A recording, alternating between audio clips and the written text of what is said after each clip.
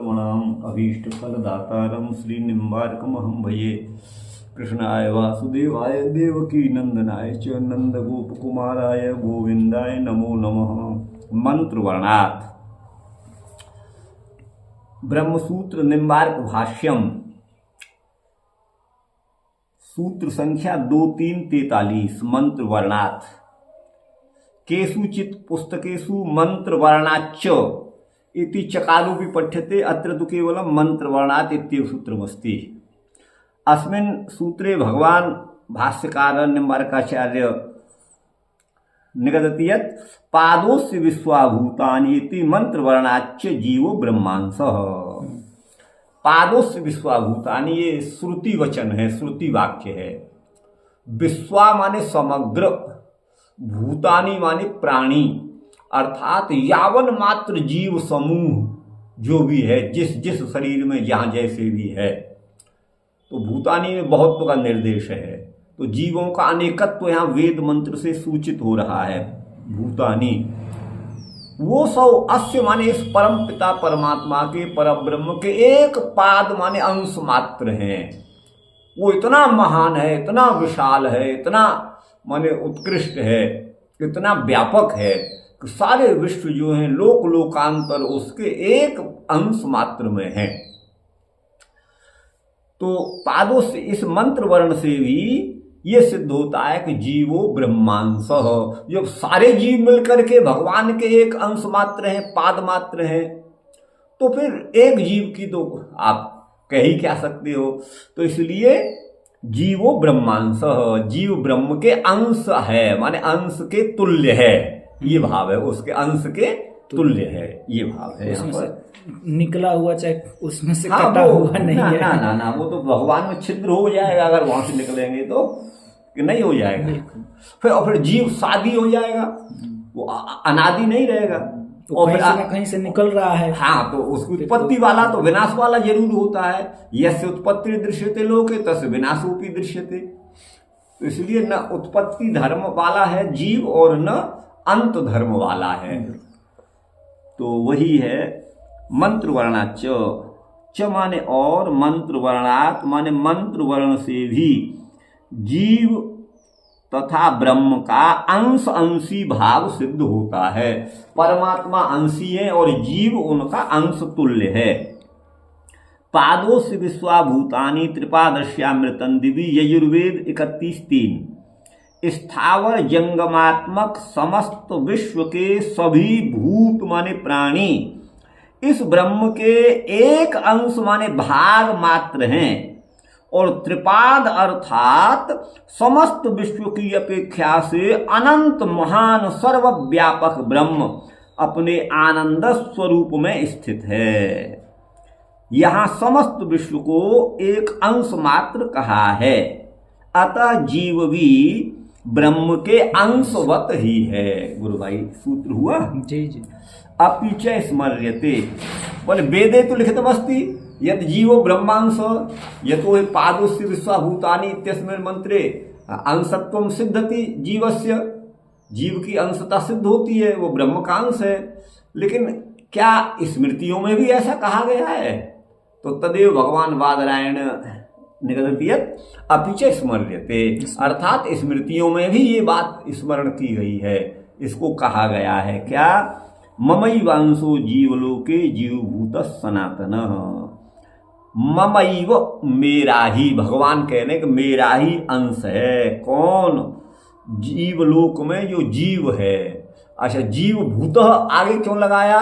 जीव भाव को प्राप्त हुआ।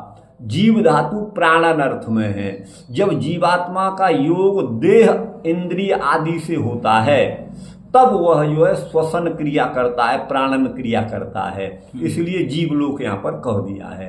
तो जीवलोक में जो जीवभूत माने जीव भाव को माने किसी शरीर को प्राप्त होकर के जो जीवात्मा है, कोई भी किसी भी योनि 84 लाख योनि में से है, वो जो है जीव जो है जीव मात्र जो है वो सनातन है। सनातन वस्तु उसे कहते हैं जो हमेशा टनाटन बनी रहे, माने जिसका न आदि है, न अंत है, न मध्य है, हमेशा थी, हमेशा रहेगी और अब भी है। त्रिकाला बाधित, तीनों कालों में जिसकी सत्ता का बाध नहीं होता, वह पदार्थ, वह वस्तु सनातन। और एक तरह से आप कहिए तो सनातन का अनुवाद आप नित्य करके कह सकते हो, माने नित्य है। नित्य का मतलब ये हमेशा हमेशा काल बाधित नहीं है। तो ये मेरा ही अंश है, जीवलोक में जो जीवभूत है वो सनातन है, ऐसा भगवान ने कहा है।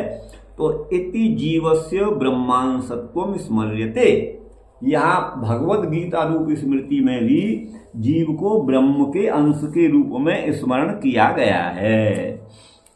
तो अपिच स्मर्यते, अपिच माने और भी, ठीक है ना जी। स्मर्यते माने स्मृतियों में स्मरण किया गया है। भगवद गीता 15:7 में जीव को ब्रह्म का अंश कहा बताया गया है। ममई वांसो जीवलोके जीवभूत सनातन, यहाँ जीव को, ठीक है ना गुरु भाई जी जी, यहाँ जीव को सनातन कहा गया है। कालत्रयवर्ती सत्ता वाला तत्व ही सनातन होता है, वह किसी से उत्पन्न नहीं होता। निर्वयव, ठीक है ना, निर्वयव ब्रह्म, और आगे इसमें निर्वयव जो ब्रह्म है ना, ब्रह्म से उत्पन्न, हाँ, निर्वयव ब्रह्म से उत्पन्न अंश संभव नहीं हो सकता।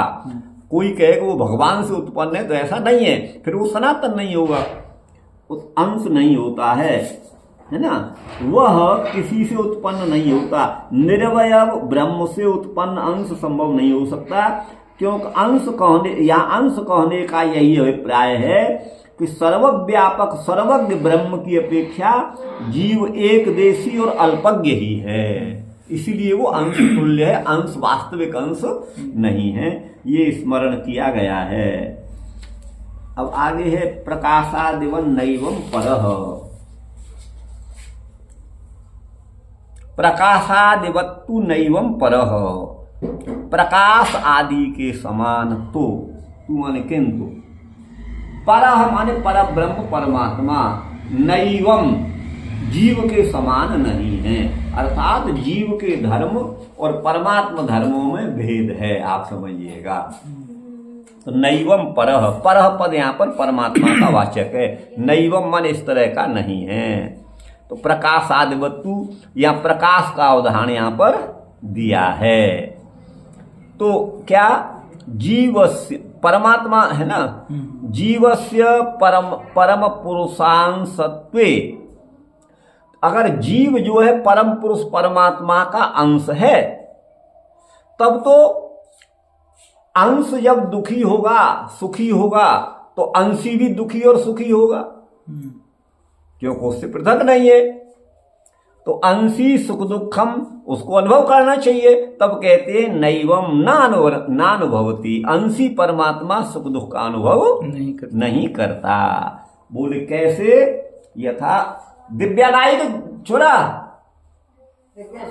दिव्यानायक, तो यथा प्रकाश आदि, ये ऐसे प्रकाश आदि, आदि पद से अन्य वस्तु, आकाश को भी आप ले सकते हैं।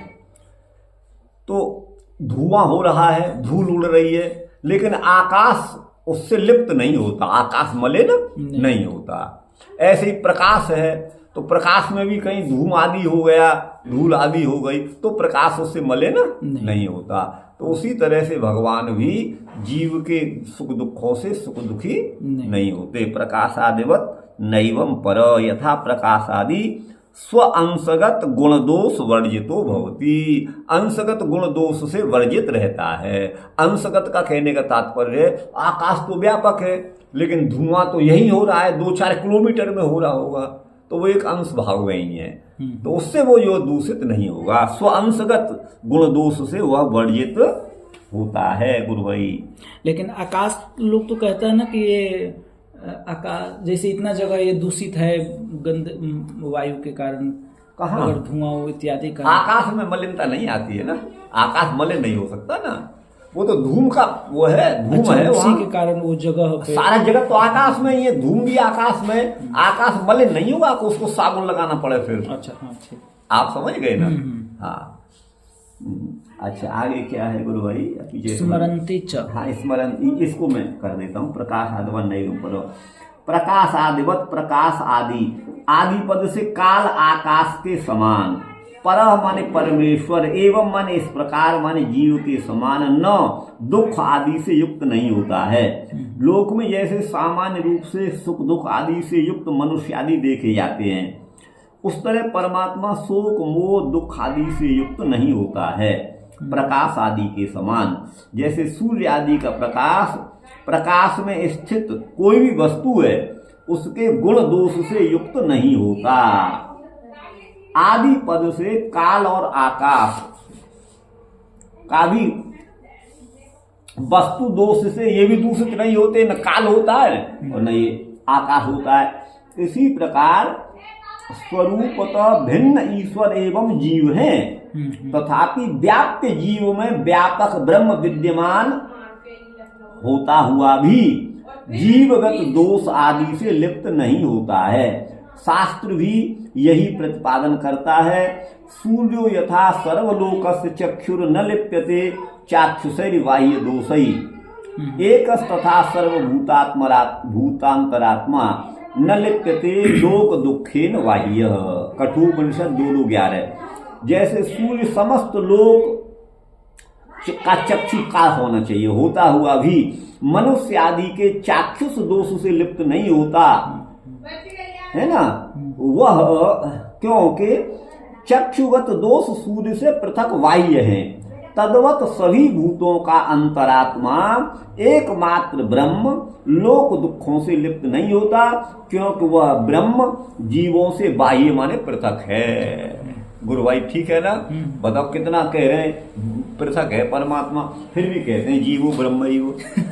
ठीक गुरु भाई।